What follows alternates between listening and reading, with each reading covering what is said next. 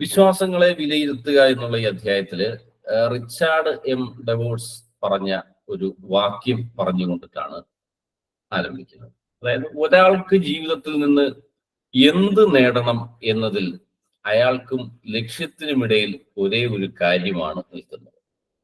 അതിനായിട്ട് ശ്രമിക്കാനുള്ള ഇച്ഛാശക്തിയും അത് സാധ്യമാണെന്ന വിശ്വാസവുമാണ്. നമുക്ക് എന്തായി തീരണം എന്നുണ്ടെങ്കിൽ അതിന്റെ ഇടയിൽ നിൽക്കുന്ന ഒരേ ഒരു കാര്യങ്ങൾ അല്ലെങ്കിൽ രണ്ട് കാര്യങ്ങൾ ഇതാണ്. അതിനായിട്ട് ശ്രമിക്കാനുള്ള ഒരു ഇച്ഛാശക്തി നമുക്കുണ്ടായിരിക്കണം. അതുപോലെ ഇത് സാധ്യമാകുമെന്നുള്ള ഉറച്ച വിശ്വാസവും നമുക്കുണ്ടായി. ഈ രണ്ട് കാര്യങ്ങൾ ചേർന്ന് വരുമ്പോഴാണ് അയാൾ അതായിത്തീരുക എന്നത്. അപ്പൊ മനസ്സിന്റെ നിയമത്തിൽ ഏറ്റവും പ്രധാനപ്പെട്ടത് വിശ്വാസത്തിന്റെ നിയമമായിരിക്കാം എന്ന് പറയും. അതുപോലെ നിങ്ങൾ ഒരു കാര്യം കൃത്യമായിട്ട് അങ്ങോട്ട് തീരുമാനിക്കുകയാണെങ്കിൽ അത് നിങ്ങളായിത്തീരുക തന്നെ ചെയ്യും എന്നുള്ളതാണ് പറയുന്നത്. അപ്പൊ നേരെ മറിച്ച് ഞാനതാവില്ല, എനിക്കുള്ള കഴിവില്ല എന്ന് ആരെങ്കിലുമൊക്കെ, അല്ലെങ്കിൽ പുറത്തു നിന്ന് അകത്തേക്ക് ജീവിക്കും. നമ്മൾ മുൻപ് അധ്യായത്തിൽ പറഞ്ഞു, പുറത്തു നിന്ന് അകത്തേക്കല്ല ജീവിക്കേണ്ടത്, അകത്ത് നിന്ന് പുറത്തേക്കാണ്. അല്ലെങ്കിൽ പുറത്തുനിന്ന് വരുന്ന കാര്യങ്ങൾ, പുറത്തു നിന്ന് ആളുകൾ നമ്മളോട് പറയുന്ന കാര്യങ്ങളെ അല്ല നമ്മളെ കുറിച്ച് നമ്മൾ കണക്കിലെടുക്കേണ്ടത്. നമ്മുടെ ഉള്ളിൽ നിന്ന് നമുക്ക് എന്താണോ ആവേണ്ടത് എന്നുള്ള ഒരു ചിന്തയുണ്ടെങ്കിൽ അത് നേടാനുള്ള ഒരു ഇച്ഛാശക്തി, അല്ലെങ്കിൽ അത് നേടാനുള്ള, അത് ഞാൻ നേടുമെന്നുള്ള വിശ്വാസം, ഇത് രണ്ടും കൂടി ചേർന്ന് സംഭവിക്കുമ്പോഴാണ് അതായിത്തീരുക. നമ്മളത് ഒരുപക്ഷെ ചിന്തിച്ചു നോക്കി അറിയാം. വളരെ ചെറുപ്പകാലങ്ങളിൽ നമ്മൾ എന്തെങ്കിലുമൊക്കെ ആഗ്രഹിച്ചിട്ടുണ്ട്, അല്ലെങ്കിൽ കുറെ വർഷങ്ങൾക്ക് മുമ്പ് നമ്മൾ ആഗ്രഹിച്ചിരുന്ന ചില കാര്യങ്ങളാണ് ഇപ്പോൾ നമ്മുടെ ജീവിതത്തിൽ നടന്നുകൊണ്ടിരിക്കുന്നത്. അപ്പം വ്യക്തിപരമായിട്ട് എൻ്റെ പല അനുഭവങ്ങളും അങ്ങനെയാണ് ഉണ്ടായിട്ടുള്ളത്. അപ്പോൾ വളരെ ചെറുപ്പത്തിൽ ഞാൻ ആഗ്രഹിച്ചിരുന്നു വളരെയധികം നമ്മൾ ശാരീരികമായിട്ടുള്ള പരിശീലനങ്ങളൊക്കെ ശ്രദ്ധിക്കുന്ന വ്യക്തിയായിട്ട് ജീവിക്കണം, അല്ലെങ്കിൽ അതിനുള്ള ഒരു അവസരങ്ങളിലൂടെയൊക്കെ നമ്മൾ കടന്നു പോകണമെന്ന് ഒരു കാലത്ത് നമ്മൾ ആഗ്രഹിച്ചിരുന്നു. ഇന്നിപ്പം അത് ഏതാണ്ടൊക്കെ അതേപടി നടന്നു പോകും എന്ന് പറഞ്ഞതുപോലെയാണ് ഓരോ കാര്യങ്ങളും. നമുക്ക് എന്തൊക്കെ കാര്യങ്ങളാണോ മുൻകാലങ്ങളിൽ നമ്മൾ തീവ്രമായിട്ട് മനസ്സുകൊണ്ട് ആഗ്രഹിച്ചിരുന്നത്, ഇതൊക്കെ നമ്മൾ ആയിത്തീർന്നുകൊണ്ടിരിക്കും. അല്ലെങ്കിൽ ഇപ്പോൾ നമ്മൾ ആഗ്രഹിക്കുന്നത്, അല്ലെങ്കിൽ നമ്മൾ എന്താകണമെന്നാണോ ആഗ്രഹിക്കുന്നത്, ആ കാര്യങ്ങളാണ് കുറച്ച് നാള് കഴിയുമ്പോൾ നമ്മുടെ ജീവിതത്തിൽ സംഭവിക്കുന്നത്, അല്ലെങ്കിൽ നമ്മൾ ആയിത്തീർന്നുകൊണ്ടിരിക്കുന്നത്. അപ്പോൾ ഇവിടെ വിശ്വാസമാണ് യഥാർത്ഥ വസ്തുത സൃഷ്ടിക്കുന്നത്. ഇത് ഹാർവാർഡ് യൂണിവേഴ്സിറ്റിയിലെ ഡോക്ടർ വില്യം ജെയിംസ് പറഞ്ഞതാണ്. വിശ്വാസമാണ് യഥാർത്ഥ വസ്തുതകൾ സൃഷ്ടിക്കുന്നത്. വ്യക്തികൾ അവരുടെ ഉള്ളിലെ മനോഭാവങ്ങൾ മാറ്റിയാൽ ജീവിതത്തിലെ പല കാര്യങ്ങളും മാറ്റാൻ കഴിയുമെന്നുള്ളൊരു കണ്ടുപിടുത്തമാണ് ഇയാൾ പറയുന്നത്. അല്ലെങ്കിൽ അത്തരം ഒരു കണ്ടുപിടുത്തമാണ് ഇന്നത്തെ തലമുറയിലെ ഏറ്റവും മഹത്തായ വിപ്ലവം. കുറച്ചു കാലം മുൻപ് വരെ അങ്ങനെ ആയിരുന്നില്ല. ഓരോ വ്യക്തികളും അവരുടെ ഉള്ളിൽ എന്താണ് ഉള്ളതെന്ന് കണ്ടെത്തിയാൽ അതിനെ വിജയിപ്പിക്കാനുള്ള ഒരു സാഹചര്യവും, അല്ലെങ്കിൽ മറ്റ് ഭൗതിക അവസ്ഥകളൊന്നും കുറച്ചു കാലം മുൻപ് വരെ നമുക്കില്ലായിരുന്നു കൂടെ. പക്ഷെ ഇന്നങ്ങനെയല്ല. അനവധി ആളുകൾക്ക് അവരുടെ ഉള്ളിലെ വിശ്വാസങ്ങൾ എന്താണെന്ന് കണ്ടെത്തി കഴിഞ്ഞാൽ ഇതിനെ കുറച്ചുകൂടി എളുപ്പത്തിൽ സാധിക്കാനുള്ള ഒരു അവസരം ഇന്നുണ്ട്. അല്ലെങ്കിൽ ഇന്നത്തെ ഏറ്റവും വലിയൊരു വിപ്ലവം എന്ന് പറയുന്നത് ഈ ഒരു കണ്ടുപിടുത്തമാണ്. അപ്പൊ നമ്മുടെ ഉള്ളിലെ ചിന്തകൾ മാറ്റിക്കഴിയുമ്പോൾ നമ്മുടെ ചുറ്റുപാടുകൾ മാറും. നമ്മളോട് ചേർന്ന് വരുന്നവരുടെ സ്വഭാവത്തിൽ പോലും മാറ്റങ്ങൾ വരുമെന്നാണ് പറയുന്നത്. അപ്പൊ നമുക്ക് തന്നെ ചിന്തിച്ചു നോക്കുക. ഒരു കാലത്ത് നമ്മൾ സാധനയിൽ പങ്കെടുക്കുന്നതിന് മുമ്പ് നമ്മുടെ രീതികൾ എങ്ങനെയായിരുന്നു, അല്ലെങ്കിൽ നമ്മുടെ സുഹൃത്ത് വലയങ്ങൾ പോലും, നമ്മുടെ ചുറ്റുപാടുകൾ പോലും എങ്ങനെയായിരുന്നു. ഇത് ക്രമേണ മാറിയില്ലേ? മുമ്പത്തെക്കാട്ട് ഒരുപാട് മാറ്റങ്ങൾ വന്നിരുന്നു. നമ്മളൊന്ന് വിശകലനം ചെയ്ത് നോക്കിയാൽ ഇതൊക്കെ തന്നെ ഇതിന് ഉത്തമ ഉദാഹരണങ്ങളാണ്. അതുപോലെ നമ്മളെ കുറിച്ചിട്ടുള്ള വിശ്വാസങ്ങളും സാധ്യതകളെ കുറിച്ചിട്ടുള്ള കാഴ്ചപ്പാടും മാറ്റുമ്പോഴാണ് നമുക്ക് ജീവിതത്തിൽ കൂടുതൽ മെച്ചപ്പെട്ടവരായിട്ട് മാറുവാൻ കഴിയുക. അതായത് എന്താണ് സാധ്യമായിട്ടുള്ളത് എന്ന് നമുക്കൊരു തെറ്റിദ്ധാരണ. നമുക്ക് സാധ്യമാണ്. നമ്മൾ ചിന്തിക്കുന്ന ഓരോ കാര്യവും നമുക്ക് സാധ്യമാണ് എന്ന് പറയും. അപ്പോൾ ഇവിടെ ഏറ്റവും കഴിവുകൾ ഉറ്റ കാര്യം, അല്ലെ 20-ാം നൂറ്റാണ്ടിന് ശേഷം മനുഷ്യന്റെ കഴിവുകളിലെ കാര്യമായ ഒരു മുന്നേറ്റം എന്ന് പറയുന്നത്, 20-ാം നൂറ്റാണ്ടിന് ശേഷം മനുഷ്യന്റെ മുന്നേറ്റത്തില് കാര്യമായിട്ടുണ്ടായ ഒരു കാര്യം എന്ന് പറയുന്നത് സ്വയം ധാരണയാണ്. നമ്മളെക്കുറിച്ച് നമുക്കുള്ള ഒരു ധാരണയാണെന്ന് പറയേണ്ടി വരും. അതുപോലെ തന്നെ നമുക്ക് എന്താണ് ആവശ്യമുള്ളതെന്ന് നമ്മൾ തീരുമാനിച്ചെടുക്കുന്നതും നമ്മുടെ സ്വയം ധാരണയുടെ അടിസ്ഥാനമാക്കിയിട്ടാണ്. നമ്മളിപ്പോ അതിനെക്കുറിച്ച് ധരിച്ചു വെച്ചിരിക്കുന്ന അനുസരിച്ചിട്ടാണ് നമ്മൾ ഇതിനെക്കുറിച്ച് തീരുമാനമെടുക്കുക. കാരണം നമ്മൾ പലപ്പോഴും പറയാറുണ്ട്, നമ്മൾ ഏറ്റവും അധികം സ്വാതന്ത്ര്യം അനുഭവിക്കുന്ന രാജ്യത്തിലാണ് നമ്മൾ. ഏറ്റവും അധികം ജനാധിപത്യ മൂല്യങ്ങളെ ഉയർത്തിപ്പിടിക്കുന്ന ഭരണഘടന ഉള്ള ഒരു രാജ്യത്താണ് നമ്മൾ ജീവിക്കുന്നത്. ചില പ്രശ്നങ്ങൾ നമുക്ക് എടുത്തതിനെ കുറിച്ച് കുറ്റമായിട്ട് ചൂണ്ടിക്കാണിക്കുവാൻ കഴിയുമെങ്കിലും മറ്റ് രാജ്യങ്ങളെ അപേക്ഷിച്ച് നോക്കുമ്പോൾ നമ്മുടെ രാജ്യത്താണ് ഇതിനൊക്കെ ഏറ്റവും അധികം സ്വാതന്ത്ര്യം നമുക്ക് എന്ന് പറയാം. അല്ലെങ്കിൽ ഏത് തരത്തിൽ നമുക്ക് ജീവിക്കാനും, പ്രത്യേകിച്ച് മറ്റുള്ളവനെ ഉപദ്രവിക്കാത്ത രീതിയിലുള്ള എന്ത് രീതിയിൽ ജീവിക്കാനും ഇവിടെ അവകാശമുണ്ട്. മതമുള്ളവനായി, ഏത് മതത്തിൽ വിശ്വസിക്കുന്നവനായും ആ മതം പ്രചരിപ്പിക്കാനുള്ള അനുവാദമുണ്ട്. ഏത് മതത്തെയും വിമർശിക്കാനുള്ള അധികാരമുണ്ട്. മതമൊന്നുമില്ലാതെയും ജീവിക്കാൻ പറ്റും. യുക്തിവാദ സംഘങ്ങളുണ്ട്. അങ്ങനെ ജീവിക്കുന്നതിലും ഇവിടെ പ്രശ്നങ്ങളൊന്നുമില്ല. അല്ലെങ്കിൽ ആ മതത്തിനുള്ളിൽ നിന്നുകൊണ്ട് തന്നെ യുക്തി ചിന്തയിൽ ജീവിക്കുന്നതിനും പ്രശ്നമൊന്നുമില്ല. അത് ഓരോ മതങ്ങളുടെയും ഡെപ്ത് അനുസരിച്ചിട്ട് ചില ഏറ്റക്കുറച്ചിലുകൾ ഉണ്ടെന്നുള്ളതല്ലാതെ എല്ലാ മതത്തിലും ഇങ്ങനെയൊക്കെ സ്വാതന്ത്ര്യത്തോടു കൂടി ജീവിക്കുവാനുള്ള കഴിവ് നമുക്ക്, അല്ലെങ്കിൽ ഒരു സ്വാതന്ത്ര്യം നമുക്കുണ്ട്. അപ്പോൾ നമുക്ക് നമ്മളെ കുറിച്ചിട്ടുള്ള കാഴ്ചപ്പാട് തികച്ചും ആത്മനിഷ്ഠാപരമായിട്ടുള്ളതാണ്. പലപ്പോഴും അത് സത്യത്തെ അടിസ്ഥാനം ആക്കിയുള്ളതാകണമെന്നില്ല. അതായത് നമ്മൾ ഇതുവരെയുള്ള ജീവിതത്തിൽ നമ്മൾ എടുത്ത അല്ലെങ്കിൽ നമ്മൾ നേടിയെടുത്ത വിവരങ്ങളുടെ ആകത്തുകയാണ് നമ്മൾ എന്ന് പറയുന്നത്. നമ്മളുടെ ജീവിതത്തിൽ നമ്മൾ നേടിക്കൊണ്ടിരിക്കുന്ന കഴിവുകളാണ് നമ്മളെ മാറ്റിക്കൊണ്ടിരിക്കുന്നത്. ഇപ്പൊ നമ്മളൊരു ജോലി ചെയ്യുന്നു, അവിടെ നമ്മളിങ്ങനെ വർഷങ്ങളോളം ഇടപെട്ടുകൊണ്ടിരുന്നാലും നമ്മൾ ആ ഒരേ ടോണിൽ തന്നെ ഇങ്ങനെ നിന്നു പോവുകയാണ്. അവിടെ നിന്നൊരു വലിയ മാറ്റമൊന്നും നമുക്ക് കാണുന്നില്ല എങ്കിൽ നമ്മൾ കൂടുതലായി അതിനെക്കുറിച്ചൊന്നും പഠിക്കുന്നില്ല എന്നുള്ളതാണ് അതിനർത്ഥം. കൂടുതൽ ഇതിനെക്കുറിച്ച് അറിയുമ്പോൾ, കൂടുതൽ സ്കില്ലുകൾ അതിനെക്കുറിച്ച് നേടുമ്പോഴാണ് നമുക്ക് നമ്മുടെ ആ ഒരു വിധിയെയും നിലപാടിനെയും ഒക്കെ ഒന്ന് മാറ്റി എഴുതാൻ കഴിയും. അപ്പൊ അവിടെ എല്ലാം തന്നെ ഒരു പഠനമാണ്.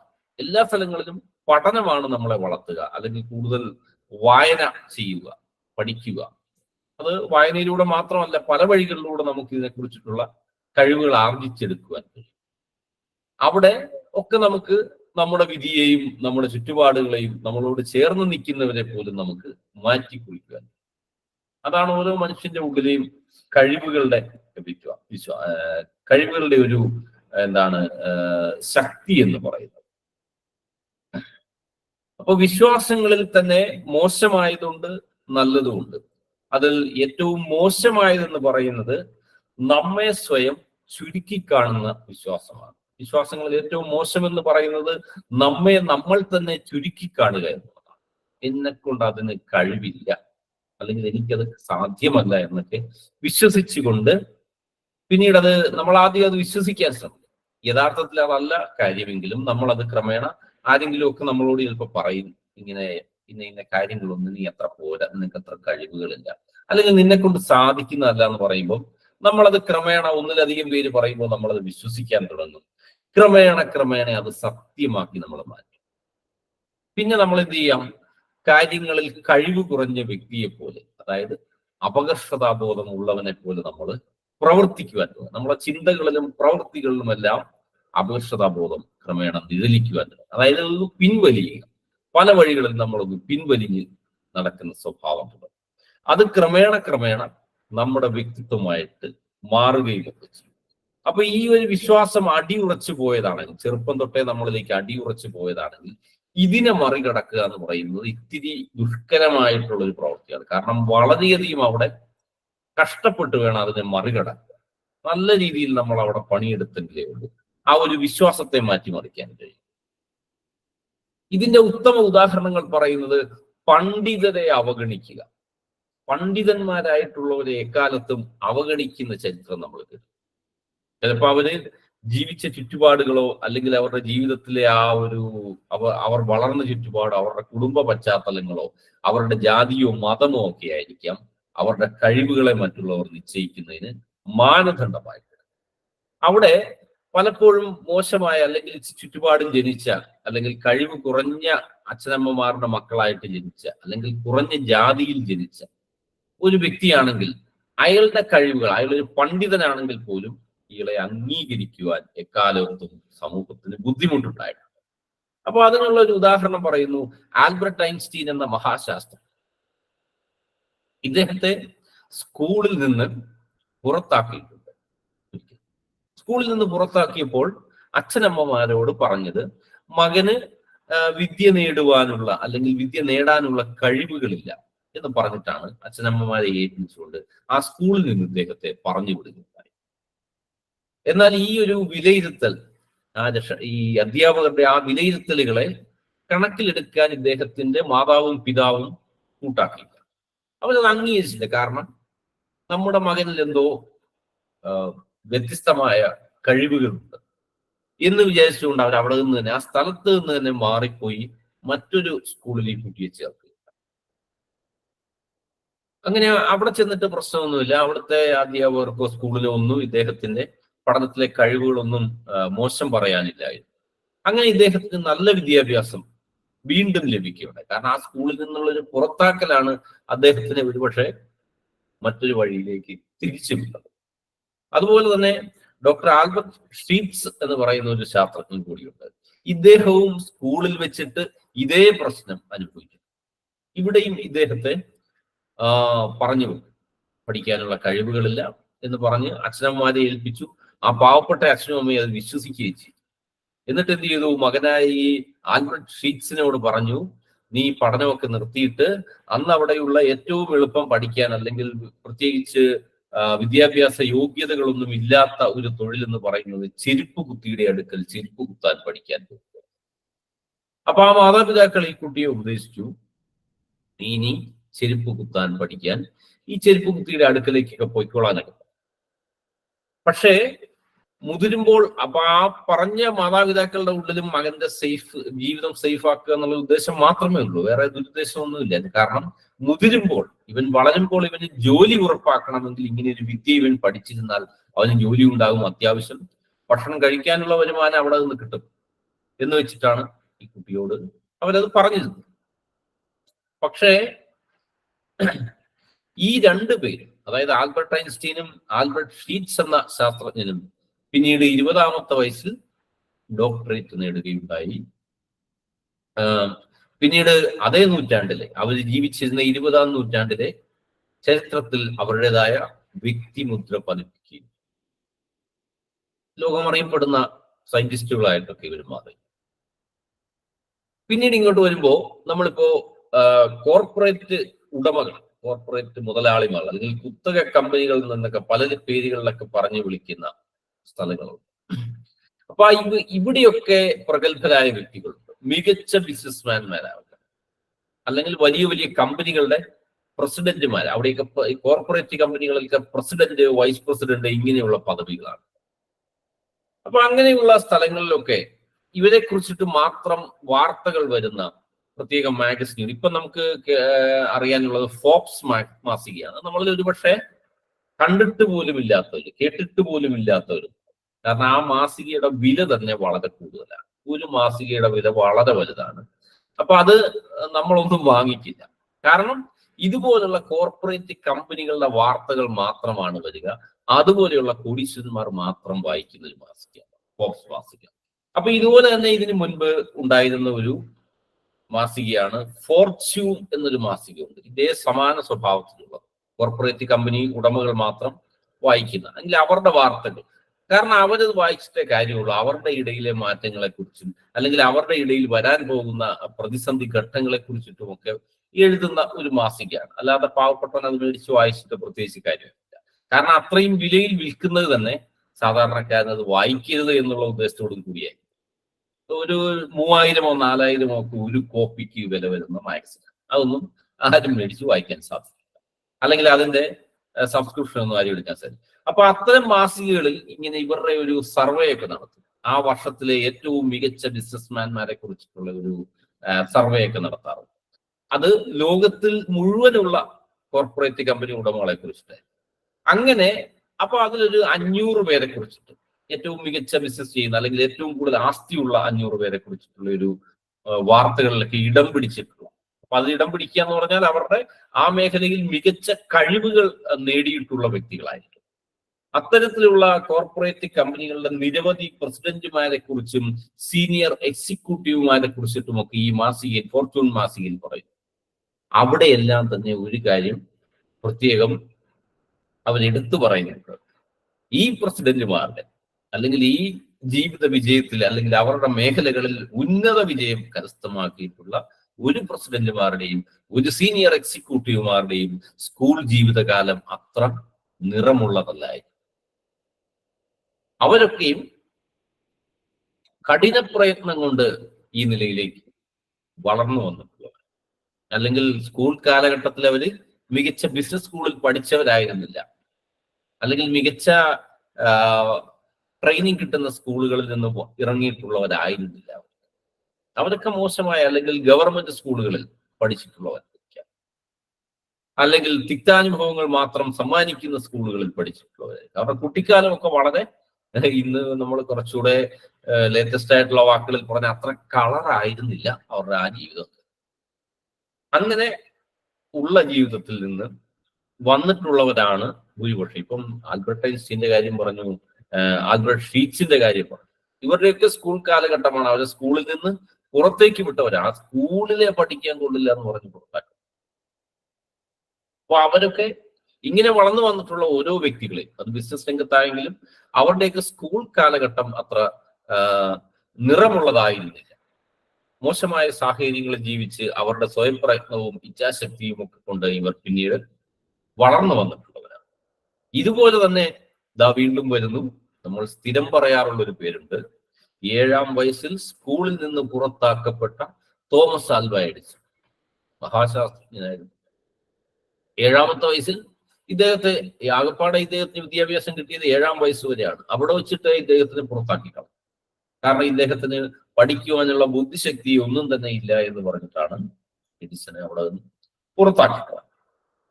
അങ്ങനെ അപ്പൊ അവിടെ പറഞ്ഞു വന്നത് ഈ ഒരൊറ്റ അനുഭവം. അപ്പൊ ആ സ്കൂളിലുള്ള ആളുകൾ ആൽബർട്ട് ഐൻസ്റ്റീനെ കുറിച്ച് പറഞ്ഞ കാര്യങ്ങൾ അവരുടെ അച്ഛനമ്മമാർ വിശ്വസിച്ചിരുന്നെങ്കിൽ, അല്ലെങ്കിൽ പിന്നീട് വളർന്നു വന്ന ആൽബർട്ട് ഐൻസ്റ്റീന്റെ മനസ്സിൽ അത് വിശ്വാസമായി പോയിരുന്നെങ്കിൽ, ലോകത്തിന് ഇതുപോലൊരു ശാസ്ത്രജ്ഞനെ കിട്ടുകയില്ലായിരുന്നു.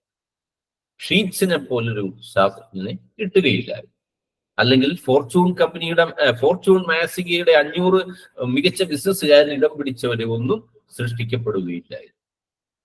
ഇതുപോലെ തോമസ് ആൽവ എഡിസനും അന്ന് ആ സ്കൂളിന്റെ കാര്യങ്ങളെ വിശ്വസിച്ചിരുന്നെങ്കിൽ, അല്ലെങ്കിൽ അയാളുടെ കുട്ടിയായിരുന്ന എഡിസന്റെ അച്ഛനും അമ്മയും അത് വിശ്വസിച്ചിരുന്നെങ്കിൽ, ആ വിശ്വാസം ആ മനസ്സിൽ അടിയുറച്ചു പോയിരുന്നെങ്കിൽ ഇത്തരമൊരു ശാസ്ത്രജ്ഞൻ ഉണ്ടാവുകയില്ലായിരുന്നു. കാരണം ഒരൊറ്റ അനുഭവത്തിൽ നിന്നോ ഒരൊറ്റ മറ്റാരെങ്കിലും സാധാരണ രീതിയിൽ നമ്മളെ കുറിച്ച് പറഞ്ഞിട്ടുള്ള കമന്റിൽ നിന്നോ ആയിരിക്കും നമ്മളിലേക്കുള്ള വിശ്വാസം ചിലപ്പോൾ രൂപപ്പെടുക. അല്ലെങ്കിൽ അവർ പറഞ്ഞ നെഗറ്റീവ് അഭിപ്രായത്തിൽ നിന്നായിരിക്കാം പിന്നീട് നമ്മളെ രൂപപ്പെടുത്തിയെടുക്കുക. കാരണം കഴിവ് കുറഞ്ഞവൻ, കാരണം നമ്മൾ കേട്ടത് ഇതാണ്, കഴിവ് കുറഞ്ഞ വ്യക്തി, അല്ലെങ്കിൽ മോശമായ ബുദ്ധിയുള്ള വ്യക്തി എന്നൊക്കെയുള്ള ഒരു ആരെങ്കിലുമൊക്കെ, അല്ലെങ്കിൽ ഒന്നിലധികം പേർ പറയുന്ന അഭിപ്രായങ്ങളിൽ നിന്നിട്ടായിരിക്കാം നമ്മളിലേക്ക് വിശ്വാസം രൂപപ്പെട്ടു വന്ന് പിന്നീട് നമ്മളെ സ്വയം ഇടിച്ചു താഴ്ത്തിക്കൊണ്ട് ജീവിക്കുവാൻ തുടങ്ങുക. അപ്പോൾ ഇതിനകത്ത് പറയുന്നത്, ഒരു കഴിവുമില്ലാത്ത ഒരു കുട്ടി പോലും ലോകത്ത് ജനിച്ചു. അത് കുറച്ചുകൂടി എടുത്തു പറഞ്ഞാൽ ഏറ്റവും കുറഞ്ഞത് ഒരു 10 കാര്യങ്ങളിലെങ്കിലും ജീനിയസ് ആകാനുള്ള കഴിവുകൾ ഓരോ കുട്ടിക്കും. 10 കാര്യങ്ങൾ. ആ 10 കാര്യങ്ങളിൽ 2 എടുത്താൽ മതി. ഈ തോമസ് ആൽവ എഡിസനെ പോലെയുള്ളവരൊക്കെ അതിലെ ഒരൊറ്റ കാര്യത്തെ മാത്രമാണ് പ്രചോദിപ്പിച്ചുകൊണ്ട് അവർ ലോക പ്രശസ്തനായി. അപ്പോൾ ഇങ്ങനെ തനിക്ക് ഈ കഴിവുകൾ ഉണ്ടായിരുന്നോ? നമ്മൾ പലപ്പോഴും നമ്മുടെ ഉള്ളിലെ കഴിവുകളെ കണ്ടെത്തി അതിനെ പരിപോഷിപ്പിച്ച് വികസിപ്പിച്ച് വിജയിച്ചു കഴിയുമ്പോൾ നമുക്ക് നമ്മളെ തന്നെ നോക്കി കണ്ണുമിഴിക്കാൻ തോന്നും. കാരണം എന്റെ ഉള്ളിൽ ഈ കഴിവുകളൊക്കെ ഉണ്ടായിരുന്നതാണ്, അല്ലെങ്കിൽ ഇപ്പോൾ സംഭവിച്ചുകൊണ്ടിരിക്കുന്നതൊക്കെ ഞാൻ ഒരിക്കലും പ്രതീക്ഷിച്ചിരുന്നതല്ല എന്ന് ചിലപ്പോ നമുക്ക് തോന്നുവാൻ തുടങ്ങും. അവിടെ നമ്മൾ ചിന്തിക്കേണ്ടത് നിങ്ങൾ നിങ്ങൾ വിചാരിച്ചതിനേക്കാളും നിങ്ങൾ മികച്ചതാണ്. ഇപ്പോൾ അല്ലെങ്കിൽ കുറെ കാലം മുമ്പ് വരെ നമുക്ക് നമ്മളെ കുറിച്ചുണ്ടായിരുന്ന ഒരു ധാരണ, ആ ധാരണയേക്കാൾ വളരെയധികം മികച്ചവരാണ് നിങ്ങൾ. അതായത് ഞാൻ അത്രയും പോരാ എന്നുള്ള ചിന്തയാണ് നമ്മളെ ഭൂരിഭാഗം പേരെയും ചുരുക്കി നിർത്തുക. പല കാര്യങ്ങളിലേക്ക് മുന്നോട്ട് നമ്മൾ വരുവാൻ ആവശ്യപ്പെട്ടാൽ, പല ആളുകളിൽ നിന്നും ഇതുപോലെയുള്ള ഓഫറുകൾ വരുമ്പോൾ നമ്മൾ പിറകോട്ട് വലിയുന്നത് എന്താണെന്ന് വെച്ചാൽ നമ്മുടെ ഉള്ളിലെ ഈ ചിന്തയാണ്. ഞാൻ അത്ര പോരാ എന്നുള്ള ഒരു ചിന്ത, ആ കാര്യത്തിൽ എനിക്ക് ഇത്തിരി കഴിവുകൾ കുറവാണ് എന്നുള്ള ചില ചിന്തകളാണ് നമ്മളെ പിന്നോട്ട് വലിക്കുന്നത്, പിന്നോട്ട് അടിക്കുന്നത് എന്ന് പറയും. ഇതില് ലൂയിസ് ഹേ എന്നൊരു എഴുത്തുകാരൻ പറയുന്നത്, പടിഞ്ഞാറൻ നാടുകളിലെ ആളുകളിൽ ശൈശവകാലം തൊട്ടേ അപകർഷതാബോധത്തിന് അടിമകളാകുന്നവരാണ്. ഒരു പ്രത്യേകതയുള്ളതാണ്. പടിഞ്ഞാറൻ നാടുകളിൽ ജനിക്കുന്നവർക്ക് ഒരു പ്രത്യേകതയുണ്ട്. കുട്ടിക്കാലം മുതലേ ഇവര് അപകർഷതാബോധത്തിന് അടിമപ്പെടുന്നു. കാരണം അവിടെ അവർ കാണുന്നതും കേൾക്കുന്നതും ചുറ്റുപാടുകളും എല്ലാം തന്നെ താഴ്ത്തി കിട്ടുന്ന അല്ലെങ്കിൽ താഴ്ത്തിക്കൊണ്ടിരിക്കുന്ന അനുഭവങ്ങളും അഭിപ്രായങ്ങളുമായിരിക്കാം ഓരോ കുട്ടിയും വളർന്നു വരുമ്പോൾ കേട്ടുകൊണ്ട്. അപ്പോൾ വളരെ ചെറുപ്പത്തിലെ തന്നെ ഇവര് അപകർഷതാബോധത്തിന് അടിമകളായിട്ടുണ്ടാകും. ഇതിൽ ചിലരൊക്കെ എന്ത് ചെയ്യും, കുറെ കാലം കഴിഞ്ഞ് സ്വയം ചിന്തിക്കേണ്ട അവസ്ഥയിലെത്തുമ്പോൾ ഈ കൂടുകളൊക്കെ പൊളിച്ച് പുറത്തെയാണ്. കുട്ടിക്കാലത്ത് വളരെ ഷൈ ആയിട്ടൊക്കെ ജീവിച്ചിരുന്ന ആളുകൾ, അന്തർമുഖരായിട്ട്, അല്ലെങ്കിൽ കഴിവുകളില്ല, എനിക്ക് പല കാര്യങ്ങളും ഞാനിപ്പം പിന്നിൽ നിൽക്കേണ്ടവനാണ്, അല്ലെങ്കിൽ ആൾക്കൂട്ടത്തിന്റെ ഇടയിൽ നിൽക്കേണ്ടവനാണ് ഞാൻ എന്നുള്ള ചിന്തകൾ മനസ്സിലിങ്ങനെ അടിയുറച്ചിരിക്കുന്നവരാണ് ആ നാട്ടിലെ ആളുകൾ എന്നൊക്കെയാണ് പറയുക. അപ്പൊ ഇവിടെയൊക്കെ പലപ്പോഴും പലരും നെഗറ്റീവ് വിശ്വാസങ്ങളാൽ തങ്ങൾക്ക് കുറഞ്ഞ കഴിവുകളെ ഉള്ളെന്ന് തെറ്റായിട്ട് ധരിച്ചു വെച്ചിരിക്കുന്നവരാണ്. നെഗറ്റീവ് ചിന്തകൾ കൊണ്ട് വിചാരിക്കും നമ്മളിൽ വളരെ കഴിവ് കുറവാണ് എന്ന് ധരിച്ചു വെച്ചിട്ടുള്ളവരായി. അപ്പോൾ അവിടെ ബുദ്ധിയാവാം, കഴിവാകാം, സർഗശേഷിയാകാം, ഇതിലേതെങ്കിലും തരത്തിലുള്ള മികവുകൾ ഉണ്ടെങ്കിൽ ഇതിലെല്ലാം നമ്മൾ മോശക്കാരാണെന്ന് നമ്മൾ തന്നെ സ്വയം നമ്മളെ കുറിച്ച് ചിന്തിക്കുമ്പോഴാണ് ബുദ്ധി എനിക്കില്ല, എനിക്ക് കഴിവില്ല, സർഗശേഷിയില്ല, അതായത് ഒരു ക്രിയേറ്റീവായിട്ടൊന്നും ചെയ്യാൻ എന്നെ കൊണ്ട് കഴിയില്ല. ചിലപ്പോൾ ചില ആളുകളൊക്കെ സംസാരിക്കുമ്പോൾ നമ്മൾ കേൾക്കാറുണ്ട്, ഞാൻ കഴിവില്ലാത്തവനല്ലേ, അല്ലെ ഞങ്ങൾ കഴിവില്ലാത്തവരല്ലേ. ഇത് തന്നെ നമ്മളെയും നമ്മുടെ അടുത്ത കേൾക്കുന്ന കുട്ടിയെ പോലും താഴ്ത്തുകയാണ്, അപകർഷതാ ബോധത്തിലേക്ക് നയിക്കുന്ന ചില ചിന്തകളും സംസാരങ്ങളുമാണ്. എന്നാൽ ഇവിടെ ഓരോ കാര്യങ്ങളും നമ്മൾ എടുത്ത് പരിശോധിച്ച് നോക്കിക്കഴിഞ്ഞാൽ പല കാര്യത്തിലും നമ്മൾ കാണുന്ന മികച്ചവരെക്കാൾ ചില കാര്യങ്ങളിലൊക്കെ നമ്മൾ മികച്ചു. കാരണം ഓരോ മേഖലകളിലും ഇവിടെ നമ്മൾ ചിന്തിക്കേണ്ടത് നമ്മളെക്കാൾ മിടുക്കരായി ആരുമില്ല, നമ്മളെക്കാൾ മോശക്കാരായി ആരുമില്ല. കാരണം ഓരോ ആളുകൾക്കും ഓരോ മേഖലയിൽ ഒരു പ്രത്യേക കഴിവുകൾ. ചിലപ്പോൾ തോമസ് ആൽവ എഡിസൺ സയന്റിസ്റ്റ് ആണ്, ശാസ്ത്രജ്ഞനാണ്, കണ്ടുപിടുത്തങ്ങളിൽ അദ്ദേഹത്തിന് വലിയ കഴിവുകൾ ഉണ്ടെങ്കിൽ മറ്റേതെങ്കിലും കാര്യത്തിൽ നമ്മളെക്കാൾ അയാൾ പുറകിലായിരിക്കാം. ഇപ്പൊ നന്നായിട്ട് പാചകം ചെയ്യാൻ അറിയാവുന്ന എന്നേക്കാൾ ആ കാര്യത്തിൽ ചിലപ്പോൾ മറ്റൊരു കഴിവുള്ള വ്യക്തി അതിനേക്കാൾ താഴെയായിരിക്കാം. ഇങ്ങനെ ഓരോ കാര്യങ്ങളിലും ഓരോ വ്യക്തികൾക്കും അവരുടേതായിട്ടുള്ള അല്ലെങ്കിൽ ആ മേഖലയിൽ ജീനിയസ് ആകാനുള്ള എല്ലാ കഴിവുകളും അവരുടെ ഉള്ളിൽ അടങ്ങിയിട്ടുണ്ട് എന്നുള്ളതാണ്. അതായത് ആർക്കും ജീനിയസ് ആകാമെന്നാണ് പറയുന്നത്. ആർക്ക് വേണമെങ്കിലും ഒരു ജീനിയസ്, ബുദ്ധി രാക്ഷസനായി മാറും. ഓരോ മേഖലകളിലാണ്. അതായത് ചുരുങ്ങിയത് 10 മേഖലകളിലെങ്കിലും ഓരോ ആൾക്കും ബുദ്ധി വൈഭവം അമിതമായിട്ടുണ്ട്. 10 മേഖലകൾ. പക്ഷെ നമ്മുടെ സ്കൂളുകളിൽ ഇത് പറഞ്ഞത് തോമസ് ഹാർവാർഡ് യൂണിവേഴ്സിറ്റിയിലെ ഡോക്ടർ ഹാർവാർഡ് ഗാർഡൻ പറഞ്ഞതാണ്. 10 മേഖലയിലെങ്കിലും, ഏറ്റവും കുറഞ്ഞത് 10 മേഖലയിലെങ്കിലും ഓരോ വ്യക്തിക്കും അവരുടേതായി അല്ലെങ്കിൽ അവർക്ക് ജീനിയസ് ആയി വളരുവാനുള്ള കഴിവുകൾ ഉള്ളിൽ ഉറങ്ങി കിടക്കുന്നത് എന്നുള്ളതാണ്. അപ്പോൾ ഈ 10 ബുദ്ധിവൈഭവങ്ങളിൽ ഏതെങ്കിലും 2 നിങ്ങൾ പുറത്തെടുത്താൽ മതി, നിങ്ങൾക്ക് ലോകപ്രശസ്തരായി മാറുവാൻ കഴിയും എന്നുള്ളതാണ് പറയുന്നത്. പക്ഷെ ദൗർഭാഗ്യം എന്ന് പറയട്ടെ, നമ്മുടെ സ്കൂൾ സിസ്റ്റങ്ങളിൽ, നമ്മുടെ സ്കൂൾ പഠനത്തിലും അല്ലെങ്കിൽ യൂണിവേഴ്സിറ്റി തലത്തിലുമൊക്കെ നമ്മുടെ വെറും ഈ 10 വെറും 2 കഴിവുകളെ മാത്രം പ്രചോദിപ്പിക്കാനുള്ള കാര്യങ്ങളെ മാത്രമേ ഇവിടെ പ്രതിനിധാനം ചെയ്യുന്നു. അതായത് ഒന്ന് നന്നായിട്ട് സംസാരിക്കാനും വായ്മൊഴിക്ക് സംസാരിക്കാനും പറയാനും ഒക്കെയുള്ള കാര്യങ്ങളെയും അതുപോലെ തന്നെ നമ്മുടെ ഗണിതശാസ്ത്രത്തിലുള്ള ഒരു മികവ് കൂടുതൽ പുറത്തെടുക്കാനുള്ള കാര്യങ്ങളുമൊക്കെയാണ് ഈ രണ്ട് കാര്യങ്ങളെ സ്കൂൾ തലങ്ങളിൽ നമ്മളെ പ്രചോദിപ്പിക്കുന്നുള്ളൂ എന്നാണ് ഇവിടെ പറയുന്നത്.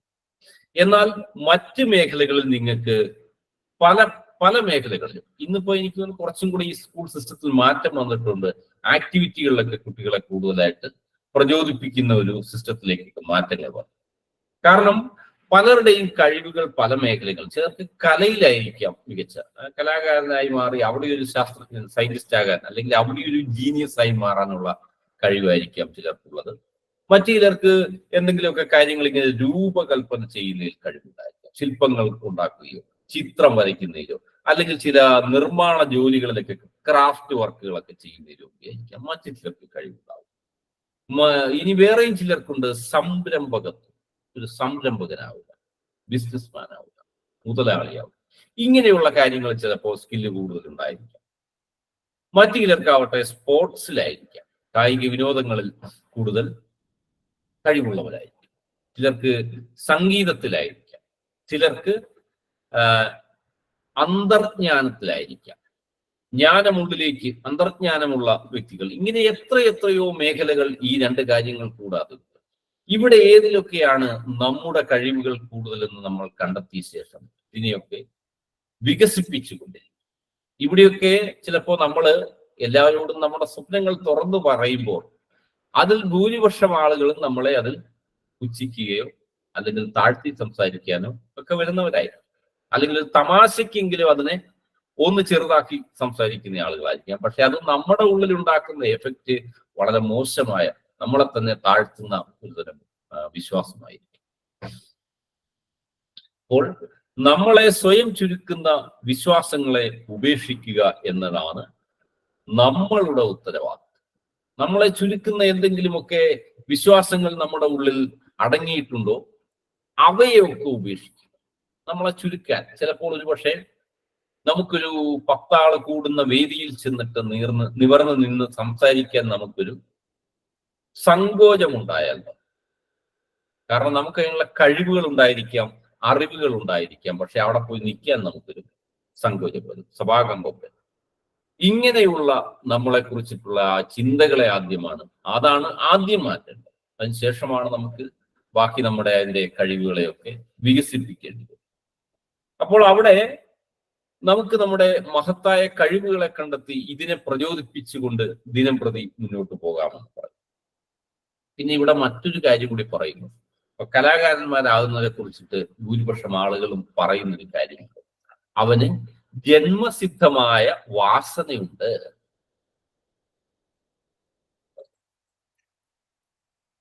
അതിനെ പൊളിക്കുന്ന ഒരു കാര്യമാണ് ഇവിടെ പറയുന്നത്, പൊളിച്ചടുക്കുന്ന ഒരു കാര്യം. അതായത് നിങ്ങളുടെ വിശ്വാസങ്ങൾ നിങ്ങൾ നേടിയെടുത്തതാണ്, ജന്മസിദ്ധമല്ല. അതായത് നിങ്ങളുടെ ഓരോ സ്കില്ലുകളും നിങ്ങൾ പിന്നീട് നേടിയെടുത്തതാണ്, അല്ലാതെ നിങ്ങൾക്ക് ജന്മസിദ്ധമായിട്ടുള്ള വാസന കൊണ്ടൊന്നുമല്ല. ഇതിനെ ഒന്ന് പരുവപ്പെടുത്തി എടുത്തതാണ് നിങ്ങളുടെ അറിവുകളൊക്കെ. എല്ലാ വിശ്വാസങ്ങളും അഭ്യസിച്ച് നേടിയത് മാത്രമാണ് എന്നുള്ളതാണ് ഇവിടെ പറയുന്നത്. അപ്പോൾ നമുക്ക് നമ്മളെ കുറിച്ച് അറിയാവുന്ന ഒരുപാട് കാര്യങ്ങൾ പറയുവാൻ, നമുക്ക് ലളിതമായിട്ടൊക്കെ പറഞ്ഞാല് സത്യമായിരിക്കില്ല നമ്മളെ കുറിച്ച് പറയുക. കാരണം നമ്മളിൽ അടിയുറച്ചു പോയിട്ടുള്ള ഒരു വിശ്വാസങ്ങൾ എന്താണോ ഇതിനെ അധികരിച്ചിട്ടായിരിക്കും നമ്മളെ കുറിച്ചിട്ട് പറയും. നമുക്കറിയാം നമ്മൾ ഇന്നതൊക്കെ ആയിത്തീരണമെന്ന് നമ്മുടെ മനസ്സിൽ ചിന്തകളുണ്ട്, അല്ലെങ്കിൽ നമ്മൾ ആഗ്രഹിക്കുന്നുണ്ട്. എങ്കിലും നമ്മളെ കുറിച്ച് ചിലപ്പോൾ പറയുമ്പോൾ മറ്റാരെങ്കിലും ഒക്കെ നമ്മളെ ഒന്ന് വായിച്ച അല്ലെ നമ്മളെ കുറിച്ച് പറഞ്ഞ അഭിപ്രായങ്ങൾ വെച്ചിട്ടായിരിക്കാം നമ്മൾ പുറത്തോട്ട് നമ്മളെ കുറിച്ച് തന്നെ പറയും. ആ ഒരു കാര്യം പിന്നീട് നമ്മളിൽ വിശ്വാസമാകും. ഈ വിശ്വാസത്തെ നമ്മളിൽ നിന്ന് മാറ്റിയെടുക്കുക എന്നുള്ളതാണ് ഇവിടെ പറയുന്നത്. അപ്പോൾ അവിടെ നമുക്ക് നമ്മളെ കുറിച്ച് വ്യത്യസ്തമായിട്ട് ചിന്തിക്കാം എന്നുള്ളതാണ് പറയുക. അതുപോലെ നിങ്ങൾക്ക് വേണ്ട വിശ്വാസങ്ങളെ തിരഞ്ഞെടുക്കുക. ഒരു കമ്പ്യൂട്ടറിന്റെ സോഫ്റ്റ്വെയർ എന്നതുപോലെ ഒരു വിശ്വാസത്തിന്റെ സ്റ്റോർ ഉണ്ടെന്ന് സങ്കല്പിച്ചുകൊണ്ട് അബോധ മനസ്സിൽ പ്രോഗ്രാം ചെയ്യാൻ സാധിക്കുന്ന തരം വിശ്വാസങ്ങൾ ഉണ്ടെങ്കിൽ, നമ്മുടെ ഉപബോധ മനസ്സിലേക്ക് നമുക്ക് കൊടുക്കാൻ കഴിയുന്ന ചില വിശ്വാസങ്ങൾ ഉണ്ടെങ്കിൽ, ഇവിടെ വെച്ചിട്ട് നമ്മളിലേക്ക് മാറ്റം സംഭവിച്ചു, ട്രാൻസ്ഫോർമേഷൻ സംഭവിച്ചു തുടങ്ങും എന്നുള്ളതാണ് പറയുന്നത്. അപ്പോൾ എവിടെയും നമ്മൾ നല്ലതിനായിട്ട് നോക്കുക. ഏത് സാഹചര്യങ്ങളിലും നമ്മൾ വിജയിക്കുമെന്ന പ്രതീക്ഷയോടുകൂടി തന്നെ ഇതിനെ സമീപിക്കുക. അല്ലെങ്കിൽ തുടക്കത്തിലെ തന്നെ അതിനെക്കുറിച്ചിട്ട് ഇന്ന പ്രശ്നമുണ്ട്, കൊള്ളില്ല, അവിടെ ചില തിക്താനുഭവങ്ങളൊക്കെ ഉണ്ടാവും, ആ മേഖല വേണ്ട. ചില ബിസിനസ് ഒക്കെ തുടങ്ങാനിരിക്കുന്ന ആളുകളെ, സംരംഭകനാകാൻ വേണ്ടി ഇങ്ങനെ കച്ച കിട്ടിയിരിക്കുന്ന ചില ആളുകളെ കുറിച്ച് നമുക്ക് തന്നെ നമ്മുടെ സുഹൃത്ത് വലയത്തിൽ കാണും. ഇവരിങ്ങനെ പല ബിസിനസ് ഒക്കെ ചെയ്യണമെന്നൊക്കെ ആഗ്രഹമുണ്ട്, അല്ലെങ്കിൽ മറ്റെന്തെങ്കിലുമൊക്കെ ചില കലാപരമായ ക്രിയേറ്റീവായ കാര്യങ്ങൾ ചെയ്യണമെന്നുണ്ട്. അപ്പൊ അത് ഓരോന്നെടുക്കുമ്പോൾ അവർ പറയും, യൂട്യൂബ് ചാനൽ ഇന്നത്തെ ഏറ്റവും ലേറ്റസ്റ്റ് ആയിട്ടുള്ള ഒരു സംരംഭമാണ് ഈ യൂട്യൂബ് ചാനൽ തുടങ്ങി. അപ്പൊ ഒരു വ്യക്തിയോട് ഞാൻ സംസാരിച്ചപ്പോൾ അയാൾ പറഞ്ഞു, എന്റെ നാട്ടിലാണെങ്കിൽ ഒരു പ്രകൃതി രമണീയമായിട്ട് ഒരു സ്ഥലമില്ല, ടൗണിൽ നടക്കുക, വീട്ടിലാണെങ്കിൽ ആകെപ്പാടെ ഒരു മൊത്തത്തിൽ ചുറ്റുപാട് സുഖമില്ല, അതുകൊണ്ട് ഞാൻ ഇവിടെ പോയി ഇതൊക്കെ ഷൂട്ട് ചെയ്യും. ആദ്യമേ തന്നെ അതിനെ പൊളിച്ചു. പിന്നെ എനിക്കാണെങ്കിൽ നല്ലൊരു ഇവിടെയൊക്കെ ജീവിച്ചത് കൊണ്ട് നല്ലൊരു കണ്ടന്റുകൾ, നല്ലൊരു ആശയമൊന്നും അതിനെപ്പറ്റി എനിക്ക് കിട്ടാനില്ല. എന്റെ വീട്ടിലാണ് കുഴപ്പമൊന്നും ഒരാശയവും ഇല്ലാത്തവരാണ്, പിന്നെ എങ്ങനെ എനിക്കുണ്ടാവും, ഇതുകൊണ്ട് ഞാൻ അതിനെ മാറ്റി വെച്ചു. അടുത്ത മറ്റൊരു വിഷയം എടുത്തു, എന്തെങ്കിലുമൊക്കെ ഒരു ബിസിനസ് തുടങ്ങി പറയാം.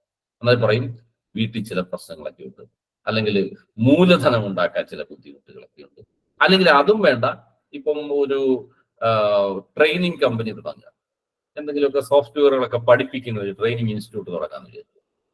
അപ്പോൾ ആദ്യമേ ഇവർ പറയുന്നത് എന്താണ്, ലോക പ്രശസ്തനായ ഏതെങ്കിലും മൈക്രോസോഫ്റ്റ് അല്ലെങ്കിൽ ടെസ്ല പോലുള്ള ഇതുപോലുള്ള വലിയ കമ്പനികളോട് എനിക്ക് മത്സരിക്കേണ്ടി വരും, അതുകൊണ്ട് ഞാൻ ആ മേഖലയിലേക്ക് പോകുന്നില്ല. ഇങ്ങനെ ഓരോ കാര്യങ്ങളെ നമ്മൾ തന്നെ സ്വയം അതിനെ തകർക്കാനുള്ള വിശ്വാസങ്ങൾ നമ്മളിങ്ങനെ നേടിയെടുത്ത് വെച്ചിട്ടുണ്ട്.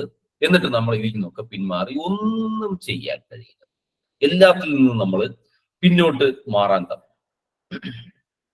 അപ്പോൾ നിങ്ങളുടെ മേഖലയിൽ, അല്ലെങ്കിൽ നിങ്ങൾ ആഗ്രഹിക്കുന്ന മേഖലയിൽ, അല്ലെങ്കിൽ നിങ്ങൾ ബിസിനസ്മാൻ ആണെങ്കിൽ ആ ബിസിനസ് ചെയ്യുന്ന മേഖലയിൽ നിങ്ങൾ ഉയർന്ന മേഖലയിൽ എത്തുവാൻ ആഗ്രഹിക്കുന്നുണ്ടെങ്കിൽ, ആ മേഖലയിലെ ഉയർന്ന വ്യക്തികൾ, വിജയിച്ച വ്യക്തികളുടേതുപോലെ വസ്ത്രം ധരിക്കുക എന്നുള്ളതാണ് ആദ്യം ചെയ്യുന്നത്. നിങ്ങളൊരു ബിസിനസ്മാൻ ആണെങ്കിൽ, ടോപ്പ് ബിസിനസ്മാൻ ആണെങ്കിൽ, അത്തരത്തിലുള്ള ആളുകൾ ധരിക്കുന്നത് പോലെയുള്ള വസ്ത്രങ്ങൾ ധരിക്കാൻ ശ്രമിക്കുക. മികച്ച കലാകാരനാകാനാണ് ആഗ്രഹമെങ്കിൽ ആ കലയിൽ ഏറ്റവും മികച്ച അറിവ് നേടിയ ഏറ്റവും മികച്ച വ്യക്തി എന്ന് ഇന്ന് ലോകം പറയുന്ന വ്യക്തിയെ ഒന്ന് അനുകരിക്കാൻ, വസ്ത്രധാരണത്തിൽ അതുപോലെയൊക്കെ ഒന്ന് ആവാൻ ശ്രമിക്കുക. അത് മാത്രമല്ല, അവരുടേതുപോലെ ചിന്തിക്കുവാൻ ശ്രമിക്കുക. അവർ ജീവിക്കുന്ന രീതിയിലൊക്കെ ഒന്ന് അനുകരിക്കാൻ ശ്രമിക്കുക. ഇത് ക്രമേണ എന്ത് ചെയ്യും, നമ്മളിലെ വിശ്വാസം വളർത്തും. നമ്മൾ ടോപ്പറാകും എന്നുള്ളൊരു വിശ്വാസം നമ്മളിലേക്ക് ക്രമേണ കൊണ്ടുവന്ന് ആ വിശ്വാസം വളർന്ന് ക്രമേണ നമ്മൾ അതങ്ങ് ആയിത്തീരും എന്നുള്ളതാണ് ഇവിടെ പറയുന്നത്. അപ്പോൾ നമുക്ക് വളർച്ച വേഗത്തിലുണ്ടാകും. അപ്പൊ ഇവിടെ ഒരിക്കൽ കൂടി ഒരു പഴഞ്ചൊല്ലിനെ എടുത്തു പറയുന്നു, നിങ്ങൾ നേടും വരെ അനുകരിക്കുക. മാസ്റ്റേഴ്സിനെ അനുകരിക്കുക എന്നാണ് പലപ്പോഴും പല കാര്യങ്ങൾ. ഇപ്പൊ നമുക്ക് നമ്മുടെ ഗ്രൂപ്പുകളിലൊക്കെ ഇടാൻ ഒരുപാട് പോസ്റ്ററുകളൊക്കെ ഡിസൈൻ ചെയ്യേണ്ടതായിട്ടുണ്ട്. അപ്പൊ അതിലൊക്കെ താല്പര്യമുള്ളവരൊക്കെ ഉണ്ടെങ്കിൽ നമുക്കതൊന്ന് ചെയ്യണമെന്ന് ആഗ്രഹിക്കുന്നു. അപ്പൊ ചെയ്യുന്ന ആളുകൾ ഉണ്ടെങ്കിൽ ചിലപ്പോൾ ഇതിൽ തന്നെ ഒരു ഇതുണ്ട്, വ്യത്യാസങ്ങളുണ്ട്. ആ ചെയ്യുന്ന ഡിസൈൻ കാണുമ്പോൾ ചിലതിന് നല്ല ഒരു ക്രിയേറ്റീവ് സ്റ്റൈൽ ഉണ്ടാവും, ചിലതിന് അത്രയും വരില്ല, ചിലത് കുറച്ചുകൂടെ ഒരു മീഡിയം ലെവലിലൊക്കെ ആയിരിക്കും. അപ്പൊ ഇവിടെയൊക്കെ അതിനൊരു ഉദാഹരണം പറഞ്ഞ് നമ്മൾ കണ്ടുകൊണ്ടിരിക്കുന്നതായുണ്ടാവും. അപ്പൊ അവിടെ നമ്മൾ ചെയ്യേണ്ടത് ആ മേഖലയിലെ ആശാന്മാര്, മാസ്റ്റേഴ്സ് ആയിട്ടുള്ള ആളുകളുടെ വർക്കുകളെ അനുകരിക്കുക എന്നുള്ളതാണ് അവിടെ ചെയ്യുന്നത്. നേടും വരെ അനുകരിക്കുക. ഇത് ക്രമേണ ഈ അനുകരണം ക്രമേണ എന്തായി വളർന്ന് നമ്മുടെ ആ ഒരു ശൈലിയും കൂടെ അതിൽ കൂടിച്ചേർന്ന് കഴിയുമ്പോൾ പുതിയൊരു ശൈലി, അത് പിന്നീട് നമ്മുടെ ഒരു മാസ്റ്റർ പീസ് ശൈലിയായിട്ട് ഉരുത്തിരിയുമെന്നുള്ളതാണ്. നമുക്ക് ലോകത്തിലെ വിജയിച്ച ഓരോ ആളുകളെ നോക്ക്, ഇവരെല്ലാം തന്നെ അക്കാലത്തെ മാസ്റ്റേഴ്സിനെ അനുകരിച്ചിട്ടുള്ളവരാണ്. ചിത്രകലയിലേക്ക് നോക്കിക്കഴിഞ്ഞാൽ ലോകത്തിലെ അറിയപ്പെടുന്ന, ഇന്ന് പഴയ കാലങ്ങളിലെ ഏറ്റവും അറിയപ്പെടുന്ന ഒരാളാണ് ഡാവിഞ്ചി. ലിയനാർഡോ ഡാവിഞ്ചിയെ കുറിച്ച് തിരുവത്താഴവും അല്ലെങ്കിൽ മൊണാലിസയും ഒക്കെ ചിത്രീകരിച്ചിട്ടുള്ള ഡാവിഞ്ചിയെ കുറിച്ച് പറയും. അല്ലെങ്കിൽ മൈക്കൽ ആഞ്ചലോയെ കുറിച്ച് പറഞ്ഞു. പിയാത്തോ ശില്പം നമ്മൾ കണ്ടിട്ടുണ്ടാവും. ഈ ക്രിസ്തുവിനെ കയ്യിൽ ഇങ്ങനെ പിടിച്ചുകൊണ്ട് കന്യാമറിയം ഇരിക്കുന്ന ഒരു ശില്പം നിങ്ങൾ പള്ളിയുടെ മുൻപിലൊക്കെ കണ്ടിട്ടുണ്ട്. അത് ശരിക്കും മഹത്തായ ഈ ഒരു മൈക്കൽ ആഞ്ചലോ വർഷങ്ങൾക്ക് മുമ്പ് സൃഷ്ടിച്ചെടുത്ത ഒരു ശില്പമാണ്. ഇതിനെ കോപ്പി ചെയ്തിട്ടാണ് നമ്മുടെയൊക്കെ പള്ളികളിലൊക്കെ ഇന്ന് മനോഹരമായിട്ട്, അതുപോലെ തന്നെ മനോഹരമായിട്ടുള്ള ശില്പങ്ങളൊക്കെ കൊത്തിവെച്ചിട്ടുണ്ട് നമ്മുടെ സമീപത്തുള്ള പള്ളികളിലൊക്കെ. എന്ത് മാസ്റ്റേഴ്സിനെ അനുകരിക്കുക, നിങ്ങൾ നേടും വരെ അനുകരിക്കുക എന്നുള്ളതാണ് അവിടെ പറയുന്നത്. ഇത് ക്രമേണ നിങ്ങൾ ആയിത്തീരും. അതായത് ബിസിനസ്മാൻ ആകണമെങ്കിൽ ഈ കാലത്തെ ഏറ്റവും മികച്ച ബിസിനസ്മാനായ ജെഫ് ബെസോസിനെയോ അല്ലെങ്കിൽ ടെസ്ലയുടെ ഉടമയായ ആളെയോ അല്ലെങ്കിൽ നമ്മുടെ ഇതുപോലെയുള്ള ആളുകൾ, അല്ലെങ്കിൽ നമ്മുടെ നാട്ടിലേക്ക് വന്നാൽ അംബാനിമാരെയോ അല്ലെങ്കിൽ അസീം പ്രേംജിയോ ഇങ്ങനെയുള്ള ആളുകളെയൊക്കെ ഇവരുടെ ജീവിത ശൈലികൾ അനുകരിച്ചാൽ ഈ ചെറിയ ബിസിനസ് ചെയ്യുന്ന വ്യക്തിക്ക് ആ ഒരു ലെവലിലേക്ക് വളരാൻ കഴിയും. ഇതിന്റെ ചിന്തകൾ അവിടെ മാറിക്കിട്ടും എന്നാണ് പറയുന്നത്. കാരണം അവരെ പോലെ വസ്ത്രം ധരിക്കാന്ന് പറഞ്ഞാൽ അത്ര പെട്ടെന്ന് സാധിക്കില്ല. കാരണം അത്ര വില കൂടിയതായിരിക്കും അവർ ധരിക്കുന്നതെങ്കിലും അതിനോട് സമാനതയുള്ള വസ്ത്രങ്ങളൊക്കെ ധരിച്ച് ആ ഒരു ശൈലിയിലേക്ക് വരുമ്പോൾ ഇവർ ക്രമേണ അതിലേക്ക് ആയിത്തീരും എന്നുള്ളതാണ്. ഇവിടെ ഒരു സെയിൽസ് മാനേജറുടെ രഹസ്യം പറയുന്നുണ്ട്. ഈ ബ്രയാൻ ട്രേസിയുടെ സുഹൃത്ത് ഒരു മികച്ച വിജയം നേടിയിട്ടുള്ള ഒരു സെയിൽസ് മാനേജർ ഉണ്ട്. അദ്ദേഹത്തെ കുറിച്ച് പറയുന്നു. അദ്ദേഹം ഒരിക്കൽ അദ്ദേഹത്തിന്റെ സ്ഥാപനത്തിലേക്ക് ഒരു സെയിൽസ് എക്സിക്യൂട്ടീവിനെ പുതിയതായി നിയമിക്കും. അവിടെ നിയമിക്കുമ്പോൾ ഇദ്ദേഹം എന്ത് ചെയ്തു? ആ പുതിയ സെയിൽസ്മാനെയും വിളിച്ചുകൊണ്ട് ഇദ്ദേഹം അന്നത്തെ ഏറ്റവും വില കൂടിയ കാറുകളായ കാഡിലാക്ക് കാറുകൾ, ഇന്നത്തെ ബെൻസോ അല്ലെങ്കിൽ BMW അല്ലെങ്കിൽ അതുപോലെയുള്ള ആ ലെവലിൽ വരുന്ന കാറുകളായിരിക്കാം ഈ കാഡിലാക്ക് കാറുകൾ. അല്ലെങ്കിൽ എന്താണ് അതുപോലെയുള്ള മറ്റ് പല കാറുകളുണ്ടല്ലോ, ജാക്കറും അങ്ങനെയൊക്കെയുള്ള വില കൂടിയ കോടികളൊക്കെ വിലയുള്ള കാറുകളുണ്ട്. അപ്പൊ അത്തരം കാറുകൾ, ആ കാഡിലാക്ക് കാർ വിൽക്കുന്ന കമ്പനിയിലേക്ക് ഈ പുതുതായി വന്ന സെയിൽസ് എക്സിക്യൂട്ടീവിനെ വിളിച്ചുകൊണ്ട് ഈ മാനേജർ പോയിട്ട് പറഞ്ഞു, നിന്റെ പഴയ കാർ, അയാൾ ഉപയോഗിച്ചുകൊണ്ടിരുന്ന ഇന്നത്തെ ഒരു പക്ഷേ പഴയ മാരുതി 800 അല്ലെങ്കിൽ ആൾട്ടോയോ പോലുള്ള 5-6 ലക്ഷം രൂപയൊക്കെ വരെയുള്ള അതിന്റെ CC ഒക്കെ അടച്ച് പതുക്കെ മേടിച്ച് ആ പാവപ്പെട്ടോ മേടിച്ചൊരു കാറാണ്. ഈ കാറുമായിട്ട് പോയിട്ട് പറഞ്ഞു, നിന്റെ കാർ ഇവിടെ എക്സ്ചേഞ്ച് ചെയ്യണം, ഈ കാറിനെ എക്സ്ചേഞ്ച് ചെയ്തിട്ട് നീ പകരം കാഡിലാക്ക് കാർ വാങ്ങണം എന്ന് പറഞ്ഞു. അതായത് 6 ലക്ഷമോ 7 ലക്ഷമോ വില ഉണ്ടായിരുന്ന, അതും തവണ വ്യവസ്ഥയിൽ അടച്ചുകൊണ്ട് മേടിച്ച ആ കാറ് അവിടെയുള്ള 1 കോടിയോ 60 ലക്ഷമോ 70 ലക്ഷമോ വില വരുന്ന കാറുമായിട്ട് എക്സ്ചേഞ്ച് ചെയ്ത് വാങ്ങണമെന്നൊരു കാര്യം പറഞ്ഞപ്പോൾ അക്ഷരാർത്ഥത്തിൽ ഈ സെയിൽസ്മാൻ ഞെട്ടിപ്പോയി. അങ്ങനെ പറഞ്ഞപ്പോൾ എന്ത് ചെയ്തു? ഈ സെയിൽസ് മാനേജർ വീണ്ടും അവനെ നിർബന്ധിക്കാൻ തുടങ്ങി. നീ കാഡിലാക്ക് കാർ വാങ്ങിയേ പറ്റുള്ളൂ, നീ ഈ കാർ മാറ്റണം, മാത്രമല്ല നിനക്ക് ഇവിടെ ജോലി വേണമെങ്കിൽ നീ കാഡിലാക്ക് കാർ വാങ്ങിയേ പറ്റുള്ളൂ. ഇങ്ങനെ നിർബന്ധത്തിന് വഴങ്ങിക്കൊണ്ട് ആ പാവപ്പെട്ടവൻ അവിടുത്തെ കാറിനെ എക്സ്ചേഞ്ച് ചെയ്യാൻ നിർബന്ധിതനായി. എന്നിട്ട് എന്ത് ചെയ്തു? ഇവൻ ആ കാറ് ഓടിച്ച് വീട്ടിലേക്ക് ചെന്നപ്പോൾ അദ്ദേഹത്തിന്റെ ഭാര്യയ്ക്ക് അക്ഷരാർത്ഥത്തിൽ ഒരു ചെറിയ ഹൃദയസ്തംഭനം പോലും ഉണ്ടായി. കാരണം ഉള്ള കാറിന്റെ CC മര്യാദയ്ക്ക് അടയ്ക്കാൻ കഴിയുന്നില്ലാത്ത വ്യക്തിയായ നിങ്ങൾ ഇന്നത്തെ ഒരു ബെൻസ് പോലത്തെ കാറ് മേടിച്ചുകൊണ്ട് വീട്ടിലോട്ട് വന്നാൽ ഇതിന്റെ മാസത്തിലെ അടവുകൾ എത്രയായിരിക്കാം എന്ന് ആ പാവം ഭാര്യ സംശയിച്ചു പോയി. പക്ഷേ ഇദ്ദേഹത്തിന് മാനേജർ കൊടുത്ത കോൺഫിഡൻസ് വെച്ചിട്ട് ഇദ്ദേഹം എന്ത് ചെയ്തു? ഭാര്യനെയൊക്കെ കൂട്ടിക്കൊണ്ട് നാട്ടിലൂടെ ഈ ഒരു ബെൻസ് കാറിൽ അല്ലെങ്കിൽ ആ കാഡിലാക്ക് കാറിൽ ഒന്ന് കറങ്ങാനൊക്കെ. അങ്ങനെ പോകുമ്പോൾ അതാ നിൽക്കുന്നു മിഴിഞ്ഞ കണ്ണുകൾ. കാരണം ഇദ്ദേഹത്തിന്റെ പരിചയത്തിലുള്ള വ്യക്തികളൊക്കെ കണ്ണ് മിഴിച്ചിങ്ങനെ ഈ കാറിലേക്ക് നോക്കിക്കൊണ്ടിരിക്കുകയായിരുന്നു. ഇവനതാ വലിയ കാറിലൊക്കെ വരും. ഇവനെന്ത് പറ്റി? ഇവന് ലോട്ടറി വല്ലതും അടിച്ചു എന്നുള്ള രീതിയിൽ കണ്ണുകളൊക്കെ മിഴിച്ചു നോക്കി. പക്ഷെ അവിടെയും ഈ സെയിൽസ്മാൻ തന്റെ മാനസിക നില കൈവിടാതെ സാധാരണ രീതിയിൽ ഇവരെ കാണുമ്പോൾ ചെയ്യാറുള്ളത് പോലെ കൈയൊക്കെ പുറത്തേക്കിട്ട് കൈവീശി കാണിച്ചു. ഇങ്ങനെ കൈവീശി കാണിച്ചു ഇദ്ദേഹത്തിന് കിട്ടിയ കോൺഫിഡൻസിൽ നിന്ന്. ഇങ്ങനെ ഇദ്ദേഹം എന്ത് ചെയ്തു? ക്രമേണ ഈ കാഡിലാക്ക് കാറിന്റെ മാസത്തവണ അടയ്ക്കുന്ന ലെവലിലേക്ക് ഇദ്ദേഹം സമ്പാദിക്കുവാൻ തുടങ്ങി. കാരണം ഇദ്ദേഹത്തിന് കോൺഫിഡൻസ് ലഭിച്ചു, ആത്മവിശ്വാസം ലഭിച്ചു. വിശ്വാസം മാറിയപ്പോൾ ഇദ്ദേഹത്തിന്റെ വരുമാനവും മാറുവാൻ തുടങ്ങി. ഇങ്ങനെ ഇദ്ദേഹത്തിന്, ഒരു വ്യക്തിക്ക് വിശ്വാസം മാറി, വരുമാനം മാറി, കാഡിലാക്ക് കാറിന്റെ തവണ അടയ്ക്കുക എന്നുള്ളത് നമ്മുടെ ജീവിതത്തിൽ സാധാരണ ഒരു CC അടയ്ക്കുന്നത് പോലെയായി മാറും. കാരണം അദ്ദേഹം അതിനുവേണ്ടി കഠിന പ്രയത്നങ്ങൾ ചെയ്തു. ഇത് കണ്ട് അവിടുത്തെ മറ്റ് സെയിൽസ്മാൻമാരിലും ക്രമേണ മാറ്റങ്ങൾ സംഭവിച്ചു. കാരണം നമ്മുടെ സുഹൃത്തിന് ഉണ്ടാകുന്ന ഒരു സൗഭാഗ്യം വരുമ്പോൾ നമുക്കും ക്രമേണ അതിനെ അനുകരിക്കുവാൻ. ഇങ്ങനെ അവിടെയുള്ള ഓരോ സെയിൽസ്മാൻമാരും ജീവിതത്തിൽ എന്താണ് വലിയ വിജയങ്ങൾ നേടുവാൻ തുടങ്ങി. എല്ലാവരും കാഡിലാക്ക് കാർ വാങ്ങുന്ന അവസ്ഥയിലേക്ക് കയറി വരുവാനൊക്കെ. അത് ഒരു കഥയാണ്. കാരണം അവർക്ക് കിട്ടിയ ഒരു കോൺഫിഡൻസ്, ഒരാൾക്ക് കിട്ടിയ ഒരു കോൺഫിഡൻസ് അവിടെ ഉണ്ടാക്കിയ മാറ്റങ്ങളാണ് അവിടെ പറഞ്ഞത്. അത് കഴിഞ്ഞ് എന്തായി, ക്രമേണ ആദ്യം കണ്ണുമിഴിച്ച് അല്ലെങ്കിൽ അല്പം പരിഹാസത്തോടെ നോക്കിയ നാട്ടുകാരൊക്കെ പിന്നീട് ഇദ്ദേഹത്തിനെ പ്രശംസിക്കാനൊക്കെ കഴിവ് തെളിയിച്ചു കഴിഞ്ഞു. അന്ന് വരെ താഴ്ത്തിക്കെട്ടി സംസാരിച്ചിരുന്ന വ്യക്തികളൊക്കെ ഇദ്ദേഹത്തെ പുകഴ്ത്തി പറയുവാൻ തുടങ്ങി. കാരണം ഇദ്ദേഹം വലിയ തോതിൽ ധനം സമ്പാദിക്കുന്ന വ്യക്തിയായി മാറിക്കഴിഞ്ഞു എന്നുള്ളതായി.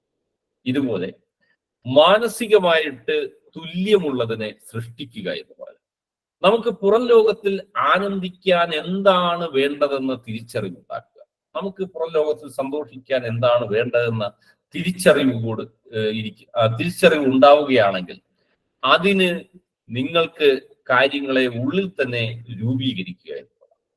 ആദ്യം നമ്മുടെ ഉള്ളിൽ അതിനുള്ള ആ ഒരു കാര്യങ്ങൾ നേടാനുള്ള വിശ്വാസവും ശക്തിയും നമ്മൾ ഉണ്ടാക്കിയെടുക്കുക എന്നുള്ളതാണ്. അതിനായിട്ട് അല്ലെങ്കിൽ ആ വിജയത്തിനായിട്ട് നമ്മുടെ മനസ്സിനെ, ഉപബോധ മനസ്സിനെ റീപ്രോഗ്രാം ചെയ്യണം എന്നാണ് പറയുക. അതുപോലെ നിങ്ങളുടെ പുതിയ ഇമേജിനായിട്ട് നിങ്ങൾ കൂടുതൽ നിങ്ങളുടെ കഴിവുകളും, ഇപ്പം ആ ഒരു കാഡിലാക്ക് കാർ വാങ്ങിയ ആ എക്സിക്യൂട്ടീവിനൊപ്പം മനസ്സിലായി, ഈ ഒരു ലെവലിൽ നിന്നാൽ എനിക്ക് ഈ കാഡിലാക്ക് കാറിന്റെ തവണ വ്യവസ്ഥയിലുള്ള തുക അടയ്ക്കാൻ കഴിയില്ല. കാരണം എനിക്ക് സെയിൽസ്മാൻ എന്ന നിലയിൽ കൂടുതൽ വരുമാനം, കമ്മീഷൻ വാങ്ങുന്ന വ്യക്തിയായി മാറണം.